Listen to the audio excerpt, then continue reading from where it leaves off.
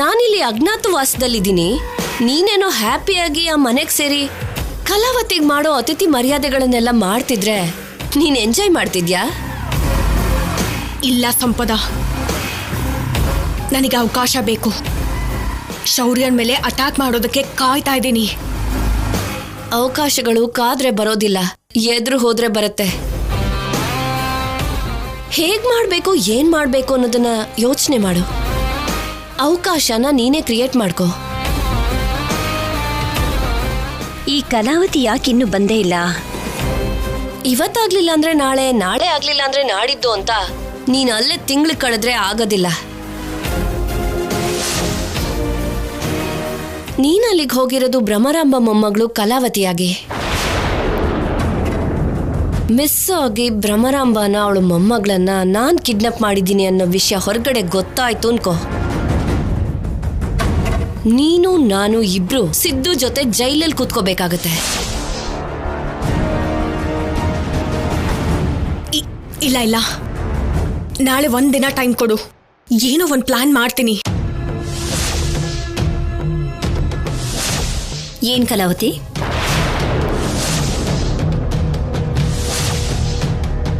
ಏನೋ ಪ್ಲಾನ್ ಮಾಡ್ತೀನಿ ಅಂತ ಹೇಳ್ತಿದ್ಯಾ? ಏನ್ ಪ್ಲಾನ್ ಮಾಡ್ಬೇಕು ಅಂತಿದ್ಯಾ?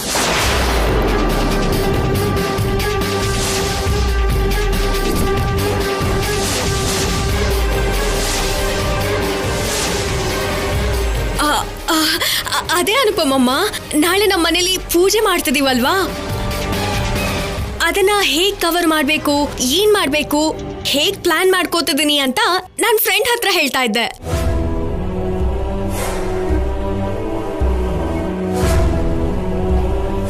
ಸರಿ, ಊಟ ಮಾಡೋಣ ಬಾ. ಸರಿ ಅಮ್ಮ.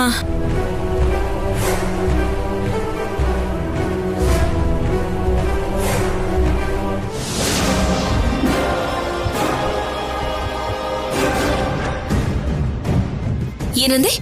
ಓಡ್ಕೊಂಡ್ಕೊಳ್ತ್ಯಾ? ಇಲ್ಲಿ ನಡೆಯೋದು ಒಂದು ಸಂಘಕ್ಕೆ ಚುನಾವಣೆ, ಅದರಲ್ಲಿ ಇದೆಲ್ಲ ನಡೆಯೋದಿಲ್ಲ. ನನ್ನ ಮಗನಿಗೆ ನಾನಂದ್ರೇನೆ ಪ್ರೀತಿ, ಆಮೇಲೆ ನೀನು. ಹೌದಾ? ಸರಿ.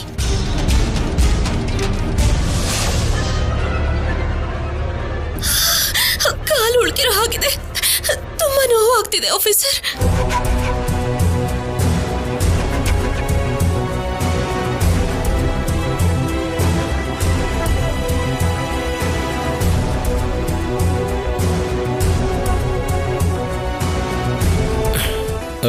ಏನೇ ಇಷ್ಟೊತ್ತು ನನ್ಗೋಸ್ಕರನ ಕಾಯ್ತಿದ್ಯಾ ಏನು? ಇಲ್ಲ, ಸೂರ್ಯಂಗೋಸ್ಕರ ಕಾಯ್ತಾ ಇದ್ದೀನಿ. ಸೂರ್ಯನ? ಅವನ್ಯಾರು? ಶೌರ್ಯನ್ನೇ ಸೂರ್ಯ ಅಂತಿದ್ಯಾ ಹೇಗೆ? ಇಲ್ಲ ರೀ, ನಾನು ಹೇಳ್ತಿರೋದು ಆ ಸೂರ್ಯನಿಗೋಸ್ಕರ. ಲೇ ಪೆದ್ದಿ, ಸಮುದ್ರ ಪಕ್ಕ ಸೂರ್ಯದಗೋಸ್ಕರ ಕಾದ ಹಾಗೆ ಅರ್ಧ ರಾತ್ರಿಲಿ ಸೂರ್ಯನಿಗೋಸ್ಕರ ಕಾಯ್ದಂದ್ರೇನೆ? ನಾನೆಷ್ಟು ಸಂಕಟ ಪಡ್ತಾ ಇದ್ದೀನಿ, ನನ್ನ ಒಳಗೆ ಎಷ್ಟು ಕುಗ್ಗ್ ಹೋಗ್ತಾ ಇದ್ದೀನಿ ಅಂತ ನಿಮ್ಗೆ ಅರ್ಥ ಆಗಲ್ಲ ಬಿಡಿ. ಬೆಳಗಾದ್ರೆ ಏನಾಗತ್ತೋ ಗೊತ್ತಿಲ್ಲ, ಅದಕ್ಕೆ ಯಾವಾಗ ಬೆಳಗಾಗತ್ತೋ, ಯಾವಾಗ ಸೂರ್ಯ ಭೂಮಿಗೆ ಬರ್ತಾನೋ ಅಂತ ಕಾಯ್ತಾ ಇದ್ದೀನಿ. ಓ, ಅದಕ್ಕೋಸ್ಕರನಾ? ಇವಾಗ ಬೆಳಗಾದ್ರೆ ಏನಾಗುತ್ತೋ ಅಂತ.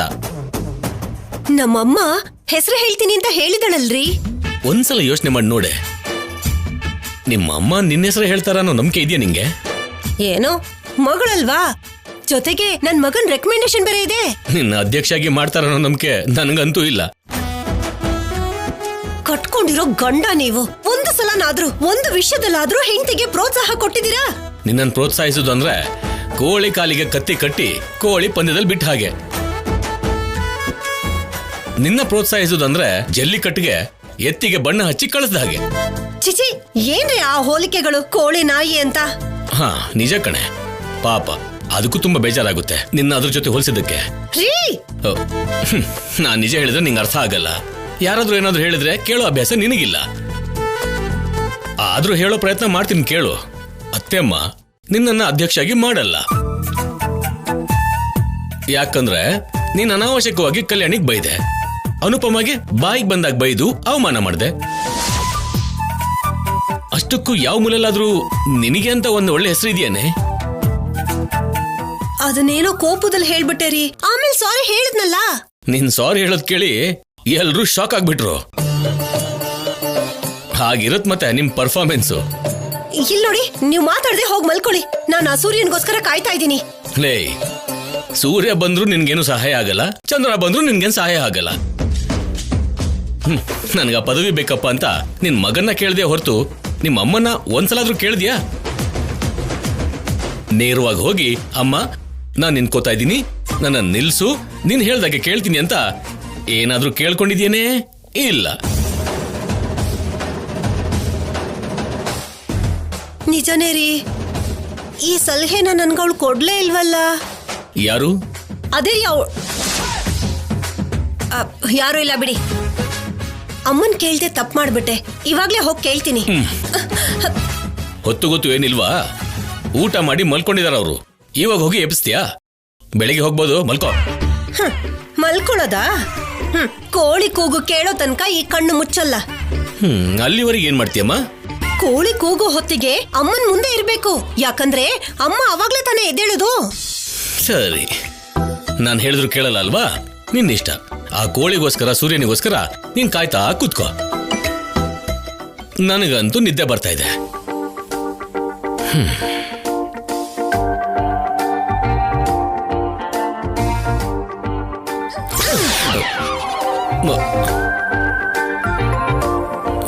ಮಧ್ಯದಲ್ಲಿ ರೊಮ್ಯಾನ್ಸ್ ಬೇರೆನಾ? ನನ್ನ ಕೋಪದಲ್ಲಿ ಹೊಡೆದ್ರೆ ನಿಮಗ್ ರೊಮ್ಯಾನ್ಸ್ ಅನ್ಸತ್ತಾ? ನಿನ್ ಕೋಪಕ್ಕೆ ರೊಮ್ಯಾನ್ಸ್ಗೆ ದೊಡ್ಡ ವ್ಯತ್ಯಾಸ ಏನಿಲ್ಲ ಬಿಡೆ. ನನ್ನ ಮಲ್ಕೊಳಕ್ ಬಿಡು.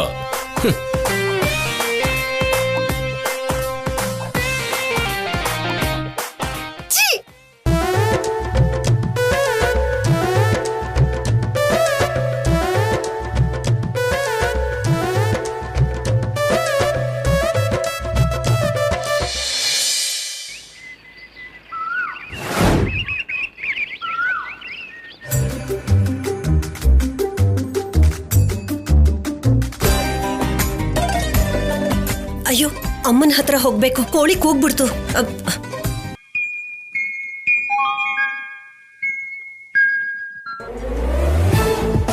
ಇವನ್ ಯಾವಾಗ್ಲೂ ಹೀಗೆ ಟಿವಿ ಆಫ್ ಮಾಡಲ್ಲ.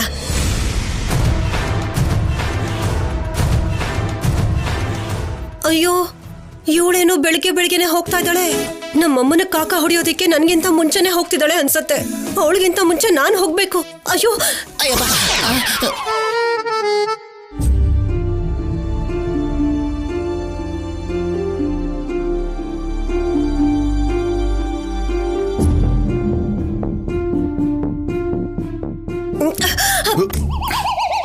ಏನಪ್ಪ ಇಷ್ಟು ಬೆಳಿಗ್ಗೆ ಬೆಳಿಗ್ಗೆನೆ ಆಚೆ ಬಂದಿದ್ದೀರಾ? ದಿನ ಮಾಡೋ ಕೆಲಸನೇ ಅಲ್ವಾ? ಆದ್ರೆ ನೀನ್ ದಿನ ಬೆಳಿಗ್ಗೆ ಎದ್ದಿರಲ್ಲ, ಅದಕ್ಕೆ ನಿನ್ಗೆ ಗೊತ್ತಿರಲ್ಲ. ಹಾಗೆ ಓಡಾಡ್ಕೊಂಡು ಬರೋಣ ಅಂತ ಹೋಗ್ತಿದ್ದೀನಿ. ಹೌದು, ನೀನೆಲ್ಲಿಗೆ? ಅಮ್ಮನ್ ನೋಡೋಣ ಅಂತ. ನಿಮ್ಮಮ್ಮ ಇನ್ನೂ ನಿದ್ದೆ ಮಾಡ್ತಿದ್ದಾಳೆ. ಪರವಾಗಿಲ್ಲ ಅಪ್ಪ, 7 ತನಕ ಕೂತಿರ್ತೀನಿ. ನೀನ್ ಹೋಗಪ್ಪ, ಜಾಗ ಬಿಡು.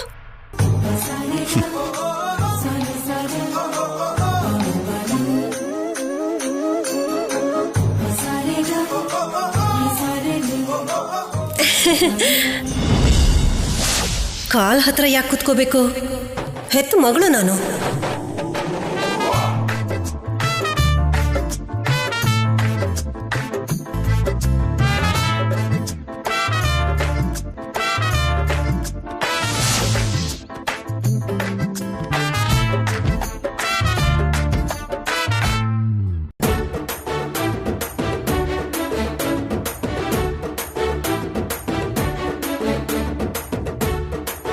ಇಲ್ಲ ಇಲ್ಲ, ಮಹಾಭಾರತದಲ್ಲಿ ದುರ್ಯೋಧನ ಕಾಲ್ ಹತ್ರ ಕೂತ್ಕೊಳ್ಳಲ್ಲ ಅಂದಿದ್ದಕ್ಕೆ ಯುದ್ಧದಲ್ಲಿ ಸೋತ್ ಹೋಗಿದ್ದು. ಅಂಥ ಪರಿಸ್ಥಿತಿ ನಾನ್ ತಂದ್ಕೋಬಾರ್ದು. ನಮ್ಮಮ್ಮನೇ ಅಲ್ವಾ, ಸ್ವಲ್ಪ ಹೊತ್ತು ಕಾಲ್ ಹತ್ರ ಕೂತಿದ್ರೆ ಏನಾಗತ್ತೆ? ಅನುಪಮ, ನೀನ್ ಈ ಕಡೆ ಬಾ, ನಾನು ಅಲ್ಲಿ ಕೂತ್ಕೋತೀನಿ. ಸರಿ, ಬಾ ಕೂತ್ಕೋ. ಬಾ ಈ ಕಡೆ.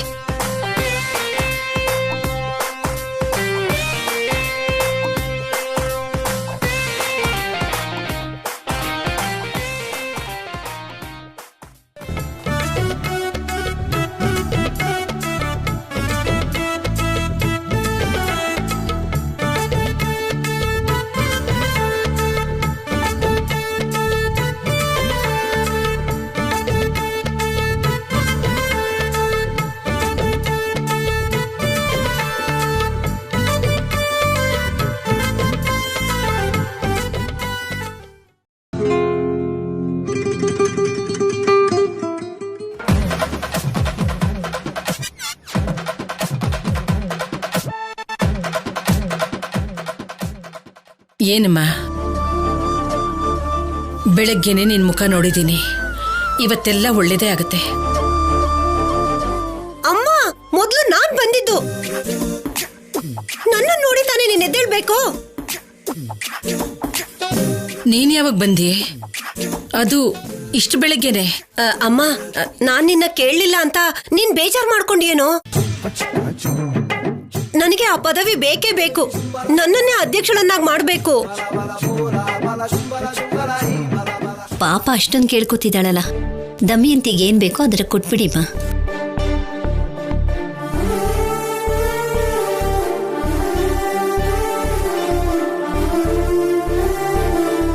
ನಿನ್ನನ್ನು ಅಧ್ಯಕ್ಷೆಯಾಗಿ ಮಾಡ್ಬೇಕು ಅಷ್ಟೇ ತಾನೇ? ಹೌದಮ್ಮ, ಅಷ್ಟೇ. ಅನುಪಮನ ಮಾಡೋದು ಬಿಟ್ಟು ನನ್ನನ್ ಮಾಡ್ದೆ ಅನ್ಕೋ, ಅದು ಒಳ್ಳೇದೇ ಅಲ್ವಮ್ಮ? ಅಮ್ಮ, ಏನಿದು?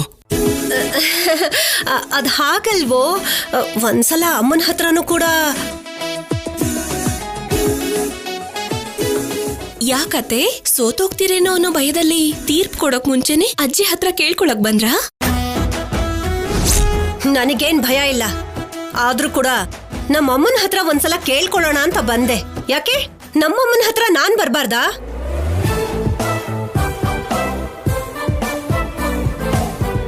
ನಿನ್ನನ್ ಬರ್ಬೇಡ ಅಂತ ಯಾರು ಹೇಳಿದ್ದು?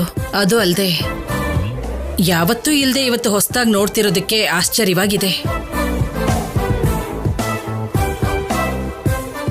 ಸರಿ, ನಾನ್ ನಿನ್ಗೊಂದು ಮಾತು ಕೊಡ್ತೀನಿ ದಮಯಂತಿ. ಅನುಪಮನ್ಗಿಂತ ಮೊದಲು ನಿನ್ ಹೆಸರೇ ಪ್ರಕಟ ಮಾಡ್ತೀನಿ. ಇಲ್ದಿದ್ರೆ ಒಂದು ಸ್ಪರ್ಧೆ ಮಾತ್ರ ನಡೀಲೇಬೇಕು.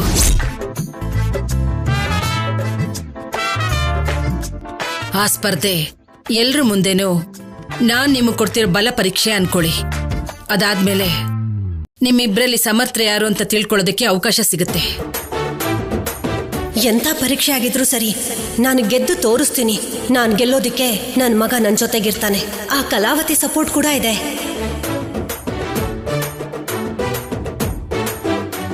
ಅಮ್ಮ, ನೀನ್ ಇದೇ ಮಾತಿನ ಮೇಲೆ ನಿಲ್ಬೇಕಮ್ಮ. ನಿನ್ನ ಆಶೀರ್ವಾದದಿಂದ ನೀನೇ ನನ್ನ ಹೆಸರು ಹೇಳ್ತೀಯಾ? ನಂಗೆ ಆಶೀರ್ವಾದ ಮಾಡು. ಅಮ್ಮ, ಅರೆ ಅಮ್ಮ,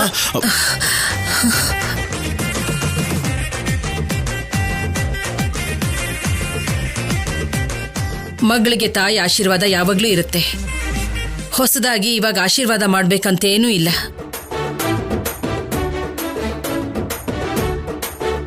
ನಾನ್ ಕೊಡೋ ಪರೀಕ್ಷೆಯಲ್ಲಿ ಗೆಲ್ಲು. ನೀನ್ ಅಂದ್ಕೊಂಡಿದ್ದು ನಡೆಯುತ್ತೆ. ನೋಡ್ತೀರಮ್ಮ.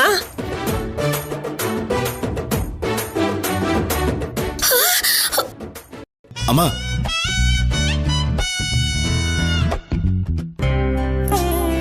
ಸರಿನಮ್ಮ, ಪೂಜೆಗೆಲ್ಲ ಸಿದ್ಧ ಮಾಡಿ ನಾನು ಸ್ನಾನ ಮಾಡ್ಕೊಂಬರ್ತೀನಿ. ಅಮ್ಮ, ಟ್ಯಾಬ್ಲೆಟ್ ತಗೊಳ್ಳಿ.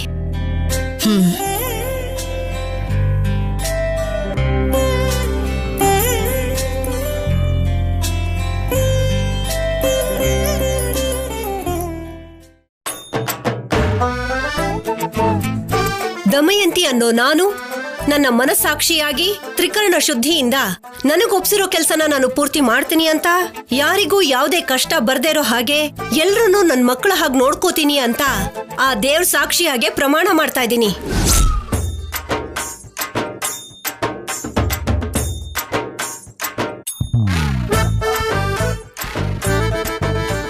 ಚೆನ್ನಾಗಿ ಹೇಳಿದ್ನಾ? ಅಯ್ಯ, ಇನ್ನೂ ಚೆನ್ನಾಗಿ ಹೇಳ್ಬೇಕು. ಅಧ್ಯಕ್ಷೆ, ದಮಯಂತಿ ಅನ್ನೋ ನಾನು ತ್ರಿಕರ್ಣ ಶುದ್ಧಿಯಿಂದ ಮನಸ ವಾಚ ಕರ್ಮಣ ನನಗೊಪ್ಸಿರೋ ಅಂತ ಕೆಲ್ಸನ ತ್ರಿಕರ್ಣ ಶುದ್ಧಿಯಿಂದ ನೆರವೇರಿಸ್ತೀನಿ ಅಂತ, ಎಲ್ರನ್ನೂ ನನ್ನ ಮಕ್ಕಳ ಹಾಗೆ ನೋಡ್ಕೋತೀನಿ ಅಂತ. ನಿಲ್ಸೆ.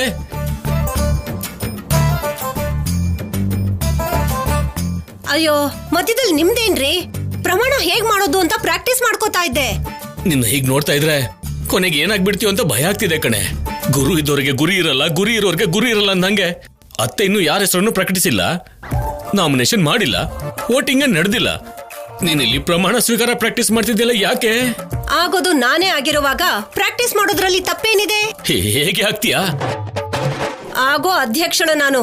ಸ್ವಲ್ಪ ದೂರ ನಿಂತು ಮಾತಾಡಿ. ಹೆಂಡತಿಯಿಂದ ಗಂಡ ದೂರ ಇರೋದಂದ್ರೆ ಏನೇ?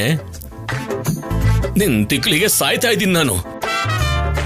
ನೀನ್ ಅಧ್ಯಕ್ಷ ಆದಿ ಅಂದ್ರೆ ಸಂಘಕ್ಕೆ ಏನಾಗುತ್ತೋ ಬಿಡುತ್ತೋ, ನಿನ್ ವರ್ಷಗೆ ನಾನು ಹುಚ್ಚಾಸ್ಪತ್ರೆ ಸೇರೋದು ಗ್ಯಾರಂಟಿ. ಹೊಸ್ಕಾಕ್ಬಿಡ್ತೀರಾ ಅಲ್ವಾ? ನೀನೇನಾದ್ರೂ ಟೊಮೆಟೊ ಹಣ್ಣ ಬಾಳೆಹಣ್ಣಿನ ಸಿಪ್ಪೆನ ಕಾಲ್ ಕೆಳಗೆ ಹಾಕಿ ಹೊಸ್ಕಾಕೋದಕ್ಕೆ? ಎಷ್ಟೇ ಆದ್ರೂ ಹೆಣ್ಣಲ್ವಾ? ಈ ಗಂಡಸ್ರೆಲ್ಲ ಇಷ್ಟೇ, ಮೇಲಕ್ ಬರಕ್ ಬಿಡಲ್ಲ. ಹೆಂಡತಿ ಎತ್ತರಕ್ ಬೆಳೆಯೋದನ್ನ ಇಷ್ಟಪಡಲ್ಲ.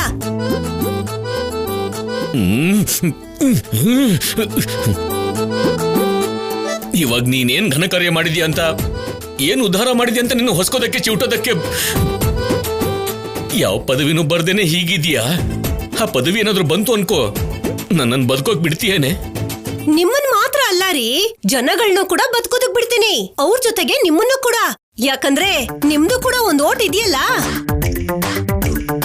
ಇತ್ತೀಚೆಗೆ ಚೆನ್ನಾಗ್ ಮಾತಾಡ್ತಾ ಇದ್ದೀನಿ ಅಲ್ವಾ? ಹೌದು, ಹುಚ್ಚಾಸ್ಪತ್ರೆಯಿಂದ ಬಂದಿರೋರು ಕೂಡ ಹೆಚ್ಚು ಕಡಿಮೆ ಹೀಗೆ ಮಾತಾಡೋದು ರೀ. ಮತ್ತಿನ್ನೇನೆ, ನಿನ್ ಗಂಡನ್ ಕೂಡ ವೋಟರ್ನಾಗ್ ಮಾಡ್ಬಿಟ್ಯಾ? ಹಲೋ ಶಿವರಾಮ್ ಅವರೇ, ನಾನ್ ಅಧ್ಯಕ್ಷೆ ಆಗೋವರೆಗೂ ಪ್ರತಿಯೊಬ್ರು ನನ್ ವೋಟರ್ಸ್ಗಳೇ. ನಾಳೆ ನಾನು ಅಧ್ಯಕ್ಷೆ ಆದ್ಮೇಲೆ ನಿಮ್ ಹೆಂಡತಿಯಾಗಲ್ಲ, ನನ್ನ ಗಂಡ ಅಂತ ನಿಮಗ್ ಗೌರವ ಸಿಗತ್ತೆ. ಜನ್ಮಕ್ಕಿಷ್ಟು ಲೈ ತಲೆ ಕೆಟ್ಟೋಳೆ. ಆ ಕಡೆ ಇರೋದು ಅನುಪಮ ಕಣೆ, ಅಬ್ಬೆಪಾರಿ ಅಲ್ಲ. ಅವಳ ಜೊತೆ ಅವಳ ಸಪೋರ್ಟ್ ಆಗಿರೋದು ನಮ್ ಸೊಸೆ ಕಲ್ಯಾಣಿ, ಕಲಾವತಿ ಅಲ್ಲ.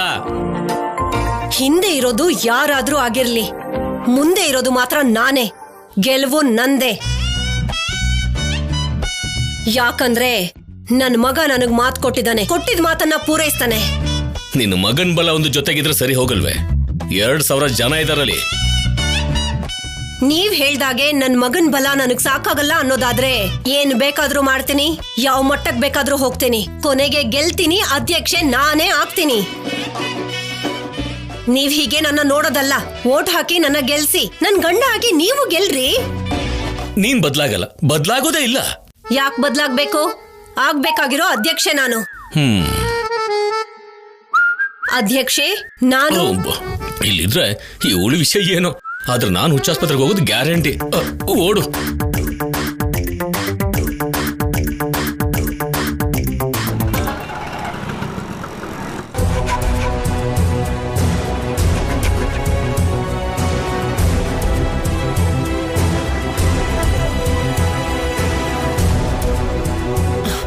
ಆ ಶಕುಂತಲ ಸಿಗೋ ಪ್ರತಿ ಸಲನೂ ಈ ಕಲ್ಯಾಣಿ ಒಳ್ಳೆ ಗ್ರಹಣದ ತರ ಹಿಡ್ಕೊಂಡಿದ್ದಾಳೆ. ನಿನ್ನೆ ಏನು ವಿಷಯ ಗೊತ್ತಾಗ್ಲಿಲ್ಲ. ಇವತ್ ಹೇಗಾದ್ರೂ ಶಕುಂತಲನ ಮಾತಾಡ್ಸಿ ನಿಜ ಏನು ಅಂತ ತಿಳ್ಕೋಬೇಕು. ಅವತ್ತು 3ನೇ ಕಣ್ಗೆ ಕಾಣಿಸ್ದೇ ಇರೋ ಹಾಗೆ ನಾನ್ ಮಾಡಿದ ಪಾಪಕ್ಕೆ ಈ ಶಕುಂತಲನೇ ಸಾಕ್ಷಿ.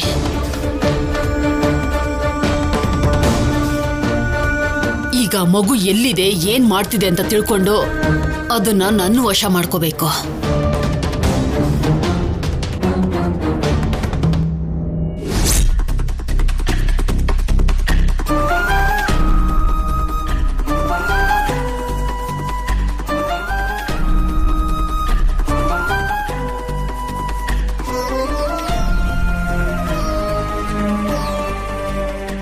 ನರ್ಸ್, ಇವ್ರಿಗೆ ಯಾವ ಪ್ರಾಬ್ಲಮ್ ಇಲ್ಲ, ಇವಾಗ ಡಿಸ್ಚಾರ್ಜ್ ಮಾಡ್ಬೋದು.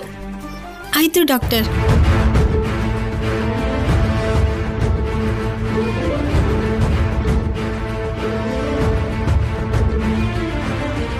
ನಿಮ್ಮನ್ನು ಡಿಸ್ಚಾರ್ಜ್ ಮಾಡೋಕ್ಕೆ ಏರ್ಪಾಟ್ ಮಾಡಿ ಬರ್ತೀನಿ.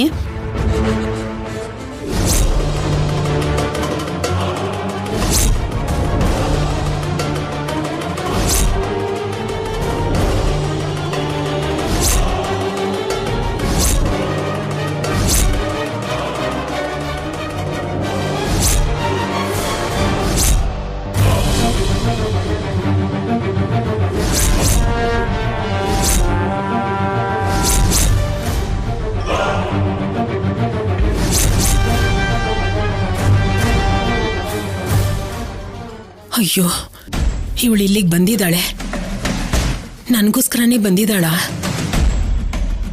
ಇವಳು ಕಣ್ಣಿಗೆ ಮಾತ್ರ ಕಾಣಿಸ್ಕೋಬಾರ್ದು.